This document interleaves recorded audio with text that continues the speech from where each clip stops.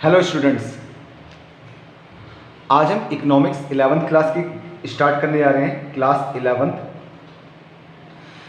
Class की economics में दो बुक हैं। फर्स्ट है माइक्रो इकोनॉमिक्स एंड सेकंड है स्टैटिस्टिक्स। तो हम स्टार्ट करें माइक्रो इकोनॉमिक्स में डिमांड इसलिए थर्ड चैप्टर स्टार्ट करेंगे कि ये जो चैप्टर है बेसिक चैप्टर है। डिमांड को हिंदी में कहते हैं मांग।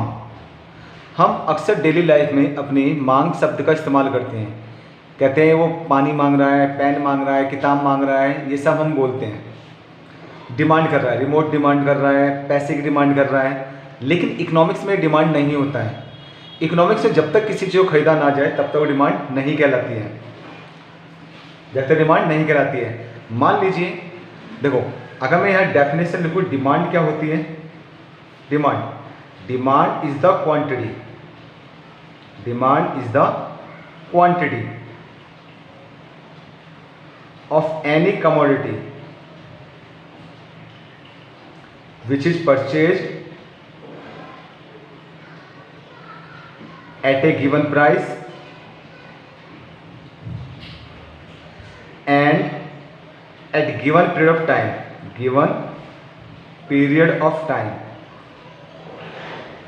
Demand is the quantity. Demand quantity है किसी कमोडिटी माने कोई वस्तु, कोई चीज, किसी वस्तु की वो क्वांटिटी जिसे परचेज किया जाए गिवन प्राइस पे गिवन पीरियड ऑफ टाइम।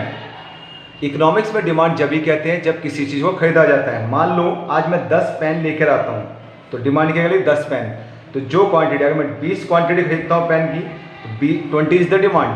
तो जो क्वांटिटी परचेज किया है वो क्या कहलाती है? Demand. Demand is the quantity of any commodity which is purchase at a given price and a given period of time. Next आता है यहाँ पे मार्केट डिमांड। ये मार्केट डिमांड क्या होती है? समझ लो, देखिए ये प्राइस है रुपीज में, 10 रुपए किसी चीज की प्राइस है। मान लो पेन की प्राइस है, ये बायर ए है, बायर बी है, बायर सी है। इसने 100 यूनिट डिमांड की, इसने भी 100 की, इसने भी 100 की। तो मार्केट डिमांड क्या होगी? मार्केट डिमांड इस ए बी सी को जोड़ दिया जाए, तीनों को जोड़ दें, क्या आएगा? 300। तो मार्केट डिमांड है टोटल डिमांड, टोटल क्वांटिटी। तो मार्केट डिमांड क्या है? Total quantity. Market demand is total quantity of a commodity which is purchased bye all the consumers, all the buyers in the market at a given price and at a given period of time,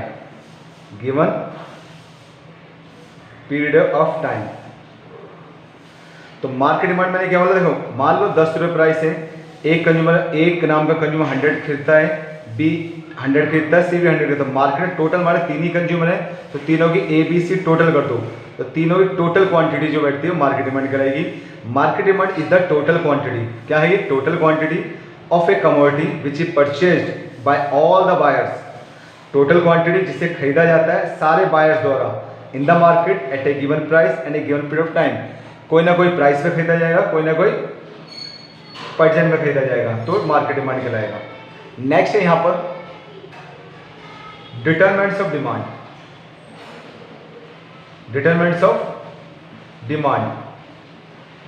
of a commodity. क्या determinants हैं? यानी factors affecting, ये भी कहते हैं factors affecting demand. कौन कौन से फैक्टर डिमांड को अफेक्ट करते हैं?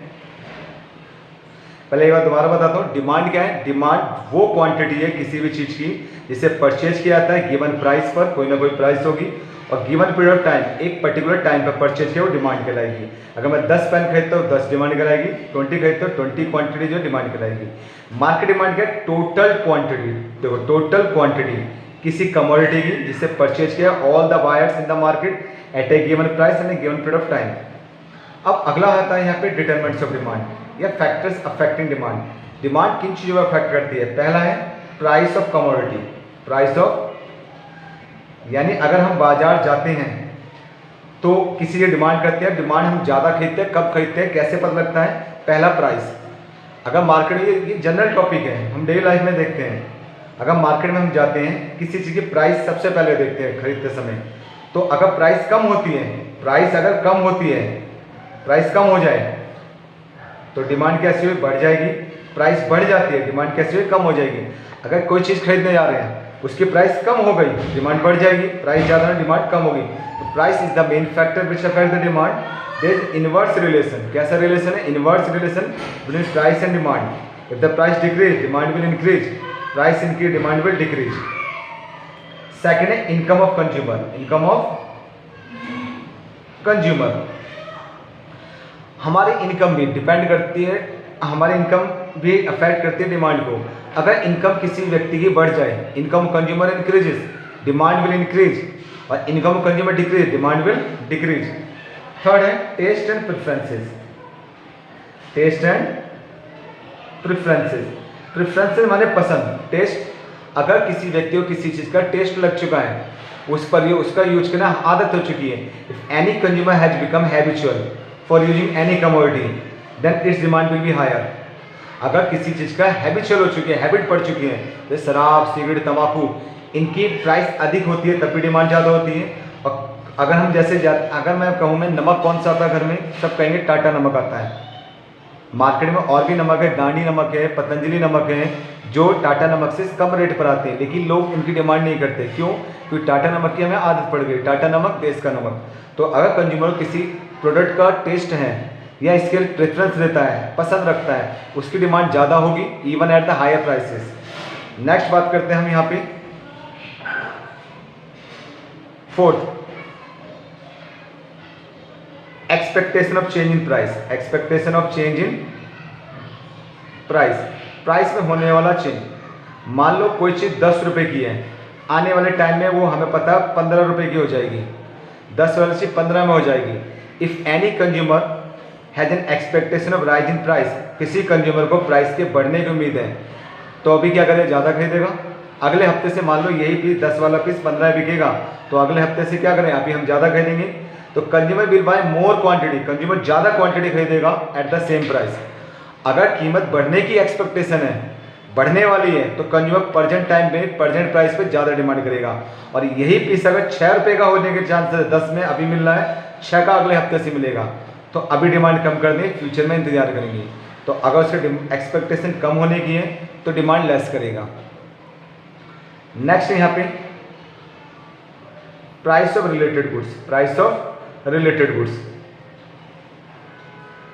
जैसे रिलेटेड गुड्स का मतलब, जैसे हम किसी की डिमांड करते हैं उससे रिलेटेड गुड्स अगर सस्ती लग रही है तो हम उसे खरीदना शुरू कर देते हैं। तो रिलेटेड गुड्स की प्राइस भी अफेक्ट करती है। रिलेटेड गुड्स को दो भागों में बांटा गया है, एक है सब्स्टिट्यूट गुड्स,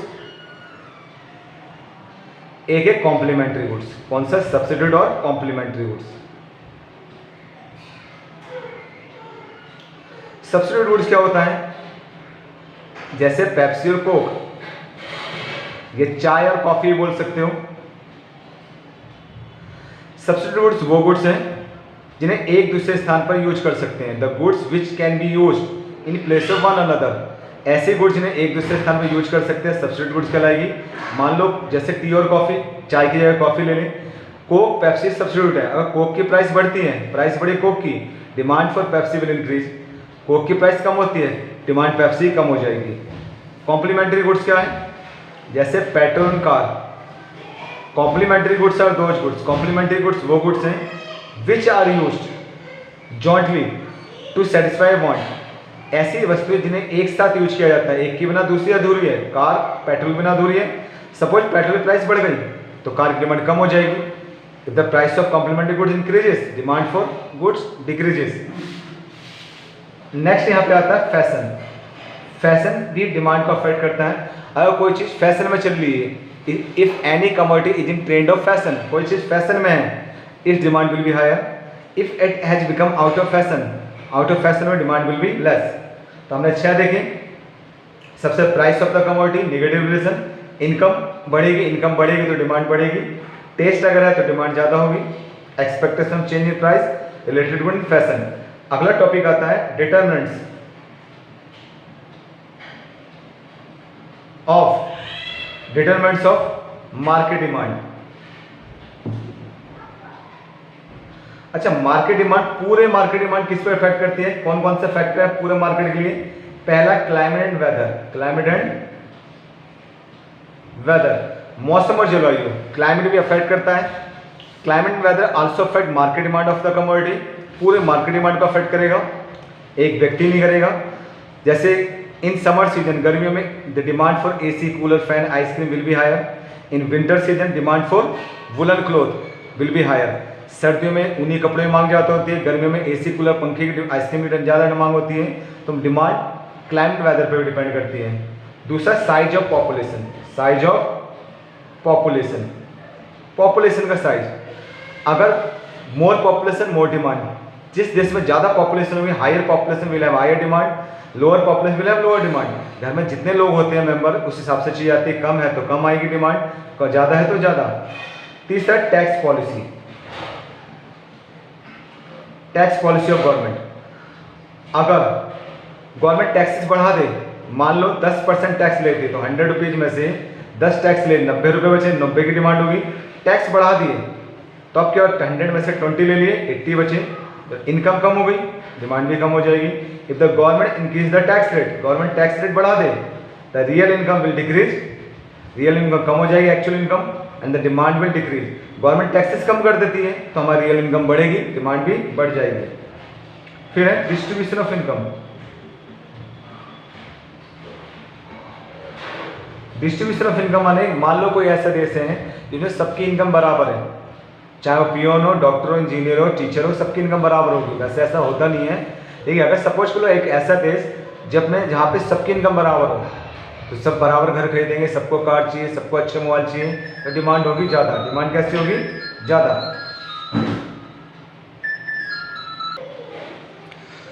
डिस्ट्रीब्यूशन इनकम, तो अगर एक ऐसा देश जहाँ पे सबकी इनकम बराबर है तो डिमांड कैसी होगी? ज़्यादा होगी। लेकिन ऐसा होता नहीं है हमारे इंडिया में। इंडिया में कुछ लोग ऐसे हैं जिनकी इनकम बहुत ज़्यादा है और बहुत सारे लोग ऐसे हैं जिनकी इनकम बहुत बहुत कम है। तो इनकम और डिस्ट्रीब्यूशन अनइक्वल है। अनइक्वल, अगर इक्वल डिस्ट्रीब्यूशन ऑफ इनकम तो डिमांड ज़्यादा होगी, अनइक्वल डिस्ट्रीब्यूशन होगा डिमांड कम होगी। नेक्स्ट आता है इंपॉर्टेंट टॉपिक। अच्छा, हमने ये अलग अलग क्यों रखे? ये डिटरमिनेंट्स ऑफ डिमांड था, ये एक व्यक्ति डिमांड को अफेक्ट करते हैं। एक व्यक्ति, जैसे प्राइस बढ़ेगी तो एक व्यक्ति डिमांड कम करेगा, एक व्यक्ति नहीं करेगा, हो सकता है। इनकम मेरी बढ़ी, मैंने डिमांड ज़्यादा की, एक व्यक्ति डिमांड को अफेक्ट करते हैं। ये पूरे मार्केट ही करते हैं। जैसे मौसम और जलवायु, मौसम बदलता है, पूरे मार्केट ही अफेक्ट करता है। नेक्स्ट यहाँ पे अगला है इंपॉर्टेंट क्वेश्चन है law of demand. Law of demand किसने बनाया था? Law of demand was made by professor Marshall, propounded by, propounded माने बनाना, by professor Marshall. Law of demand was made by professor Marshall, इनका ना पूरा नाम है Alfred Marshall. Law of demand बनाया था मार्शल ने। लॉ ऑफ डिमांड क्या कहता है? इट एक्सप्लेन्स दैट, ये बताता है that there is inverse relation, there is negative relation, negative inverse relation between price and demand of a commodity.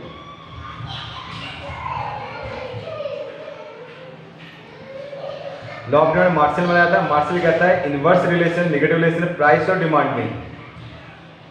Martial कहता है अगर प्राइस कम हो जाएगी, किसी चीज प्राइस कम हो डिमांड बढ़ जाएगी, और प्राइस बढ़ेगी डिमांड कम हो जाएगी। अक्सर देखा है हमने ये भी, अगर किसी चीज सस्ता हो जाता है, प्राइस कम हो जाती है, डिमांड ज़्यादा हो जाती है, लोग ज़्यादा खरीदते हैं। प्राइस बढ़ जाएगी, डिमांड कम हो जाएगी। तो कैसा रिलेशन है? ये डाउन जा रहा है या बढ़ जा रहा है? नेगेटिव रिलेशन है। तो law of demand is nothing but relationship between, negative relation between price and demand of a commodity. एक टेबल देखते हैं डायग्राम यहाँ पे हम। मान लो एक प्राइस है, प्राइस है हमारी 5, 4, 3, 2, 1। प्राइस कम हो रही है, डिमांड यूनिट में होती है। अगर 5 रुपये डिमांड पे 100 है, 100 चीज़ खरीद रहे हैं, प्राइस कम हो गई तो और ज़्यादा खरीदते हैं। सस्ती हो गई, प्राइस 4 से 3 हो गई, और ज़्यादा खरीद रहे हैं, और ज़्यादा खरीद रहे हैं, और ज़्यादा खरीद रहे हैं। ठीक है, इसका डायग्राम कैसे बनेगा? यह है डिमांड। तो क्या है यहाँ पे 1, यहाँ पे 100, 200, 300, 400 500, यहाँ पे प्राइस ली 1 2 3 4 5। हमेशा याद रखना है डिमांड एक्स पे लेना है, प्राइस यहाँ लेना है। तो 5 पे कितनी है 100 है, 5 पे कितनी है 100 है, 4 पे कितनी है 200 है, 3 पे कितनी है 2 पे 400, 2 पे 400, 1 पे कितनी है 500। इसे मिला दो, ये बन गई डिमांड। तो डिमांड कैसे दिखा रहा है, इनवर्स रिलेशन, प्राइस कम और डिमांड बढ़ रही है। ठीक है, अगर मैं इसे बिना डाटा के डायग्राम बनाऊं, बिना डाटा की, तो ऐसे बनेगा, ऐसा स्लोप आ रहा है, ये प्राइस, ये डिमांड। जो प्राइस ये थी P1 प्राइस है, इस प्राइस पे डिमांड Q1 है। जैसे प्राइस नीचे आ गई, इतनी प्राइस से नीचे आ गई, प्राइस नीचे आ गई, ये P1 से नीचे आ गई, प्राइस कम हुआ, प्राइस अब यहाँ डिमांड कैसी हो गई, ज़्यादा है। तो प्राइस कम आ गई, डिमांड पहले इतनी डिमांड थी, इतनी डिमांड हो गई। ठीक है, प्राइस कम हुई, डिमांड बढ़ गई, नीचे आ गया। तो लॉ ऑफ डिमांड क्या कहता है, inverse relation between price and demand, price and demand. फिर आता आगे exceptions of law of demand.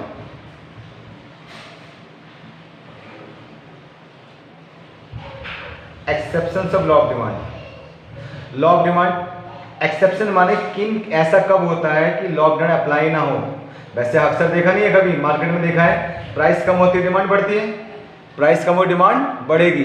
लेकिन कभी कभार क्या होता है, प्राइस कम होती है, सस्ती हो जाती है, तब भी डिमांड कम रहती है, तो उसे कहते हैं exceptions of law of demand. There are some situation in which law of demand does not apply, these are called exceptions. तो कौन कौन सी कंडीशन है, गिफिन गुड्स, गिफिन गुड्स का तो इंफीरियर गुड्स, घटिया वस्तुएं, घटिया चीजें।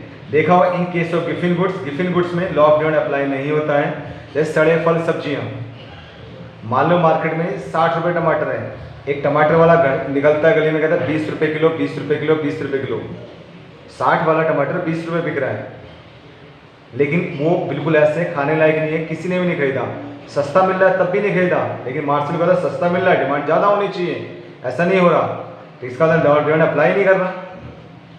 दूसरा यहाँ पे necessary goods, law of demand does not apply in case of necessary goods, जैसे सॉल्ट, मेडिसिन, नमक और दवाइयाँ, जो जरूरत की चीज़ें, उन पर लॉ ऑफ डिमांड अप्लाई नहीं होता है।